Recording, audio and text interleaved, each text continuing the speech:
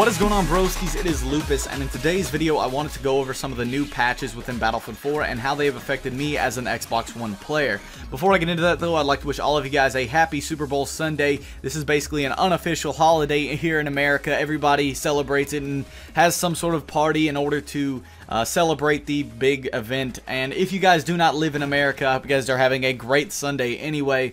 But what I am going to go over today is basically the stuff that affects me as an Xbox One player, and some of it does not really affect anybody else because it has to do with Second Assault, which, as you guys know, is not available for everybody else. But it does, some of it does affect everybody, and I just wanted to go over some of the big changes that I think are just the little things that kind of make a big difference. So I will go over some PC stuff as well and some just generic stuff for all platforms, but I'm going to start off with some stuff that affects the Xbox One specifically, that being the Second Assault weapons. If you guys play on the Xbox One and you unlock the Second Assault weapons, you will remember that some of the attachments were unlockable and you could not use them, you could not attempt to try and get them, they didn't even show up on the unlock screen, and that was kind of disappointing for those of us who like the variety in customization in Battlefield 4. And there was this kind of a bad sign. It kind of made people think that maybe the guns that would come out with DLCs would not have as much customization, but it was confirmed to be a bug in the game, and now that they have fixed it, you have the wide variety of attachments to use. You can use a Cobra sight for your F2000, a Reflex red dot sight, or a Coyote red dot sight for your AS Val, and all of the scopes for the Gall Magnum. You can now use your 8x, your 6x, and actually use it as an aggressive recon sniper instead of having to use either a red dot sight,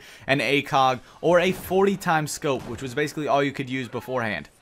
So that is something really awesome in my opinion. We can finally use all the different attachments for the Second Assault weapons. Another thing they did add was a lot of new camos. They added a couple camos to each category as well as a few miscellaneous camos, and they also fixed the DPM6 camo, which is a camo that comes out with the Second Assault DLC, and to me it is probably one of the coolest camos that we have. Beforehand you were unable to unlock it. You tried to do the assignment and you would not unlock the camo, and whenever you tried to look and see what the camo would look like by looking at the representation shown, it only showed the Splinter adaptive camo instead of the actual DPM6 camo. So now you are able to see a proper representation of what it will look like, and you are able to unlock it. So they have a ton of new camos, and they've actually changed the way the camo representations and depictions look. They're more cartoony than the actual way they will look on your gun, which doesn't really make sense why they would put effort and time into changing that, but it's whatever they want to do. I guess DICE doesn't feel like focusing on the netcode and stuff like that, which is really stupid, but they decided to instead look at camos and try and make them look cartoony on the screen, which doesn't really make much sense to me. But another thing that they did change was that on the PC, if you are playing, you are able to use the Second Assault weapons. You can only unlock one and actually progress through and unlock attachments on the AS Val, but because that weapon only requires certain things that you don't have to do within Second Assault, while the rest of the weapons you can now use in unranked servers, because you do have to be on Second Assault in order to unlock those weapons. But if you would like to get some hands-on experience and kind of familiarize yourself with that weapon before they do come out on PC, then definitely go on some unranked servers and try and just use those weapons and see what you think about them, so that you're not completely caught off guard and kind of surprised when they do come out for PC, PlayStation 4, and the last gen consoles. Another thing I wanted to talk about is mainly something directed towards the Xbox One, but it actually applies to all consoles. And if you are on PC, you will know that in the top left-hand corner on your screen, you can type stuff and communicate with your team or everybody in the game.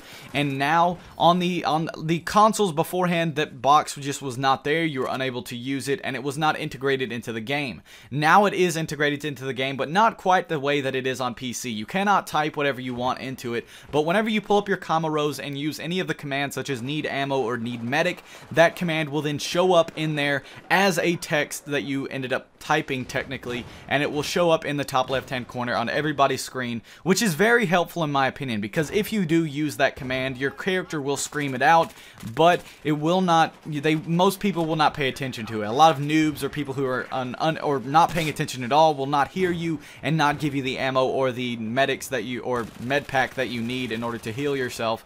but whenever it shows up in the top left-hand corner, they have a visual reference telling them what to do, which makes them more inclined to respond and actually do that, which I think is a great addition to the game. It's very small and very subtle, but it does change the gameplay on console, and I like what they did. Now, granted, after all of these patches, they have updated a lot of stuff. They have introduced the mantle, which if you are using an AMD card on your PC, you can get almost 25% more frames, which I've actually heard that you can get up to 60 times more frames depending on what you do, what settings you modify.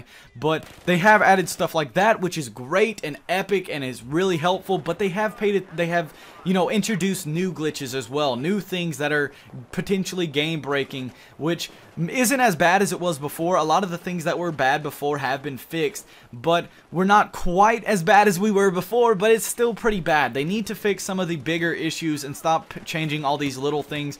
The camos and stuff are cool and it's kind of nice, but they're kind of throwing stuff at us at this point, and I would really just like to see the game fixed in general. That's really all I wanted to talk to you guys about today. I wanted to tell you guys some of the things that have been added into the patch that you guys may not have exactly heard about, because not everybody is talking about these things that I've gone over. And I also wanted to let you guys know that while they have patched the game and fixed some things, the game is still very much broken, and there are some things that DICE really needs to take the time to focus and put some effort into, because I have faith that this game could be great. Battlefield 4 has great potential, and I'm not going to start talking about how bad the game is, but I would definitely like to see DICE put some more effort into trying to fix more important things such as the netcode and other things such as that. But that is all for today's video. I hope you guys did enjoy. If you guys did, be sure to like and subscribe if you haven't already. I would love to hear your opinions on the patch and on whether or not DICE is going to fix the game in the comment section down below.